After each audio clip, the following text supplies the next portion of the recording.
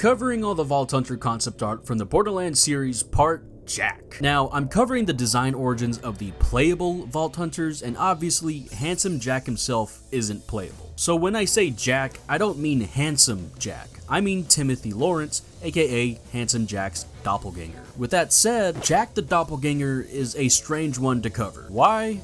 There you go. So with that in mind, let's talk about how they designed Handsome Jack, and therefore Jack. When coming up with Handsome Jack, there were some flavorful keywords in mind. Narcissistic, arrogant, and douchey, but at the same time, cool, smooth, and even heroic. In fact, the core idea was that Handsome Jack was the hero of a game that never existed, which perfectly explains how he sees himself. The name Handsome Jack started as a placeholder, a nod to Doctor Who's Jack Harkness, but the team liked it enough to keep it. For his self-righteous asshole look, they referenced Star Wars' Han Solo, Carnegie from the Book of Eli, Bruce Campbell, and even David Bowie, which is where the heterochromia comes from. However, Gearbox didn't think he was Borderlands enough, so they needed something for contrast, something dark and edgy. And that is, of course, the absolute cherry on top, his mask. Described as Pandoran plastic surgery, Handsome Jack's mask was ironically designed as unhandsome. It contradicts his heroic look, hinting at the facade underneath. He's not the hero he claims to be, but something worse. A monster disguised as a hero. That brings us to the pre-sequel, Jack's first canonical appearance. All we have are a few design variants and a turnaround of his final model. A bit younger, he looks dressed for a big adventure, a look Timothy adopts while trying to pay off his student loans. By Borderlands 3, Timothy is desperate to drop the Jack persona for obvious reasons. One piece of concept art shows him a little messy, but then there's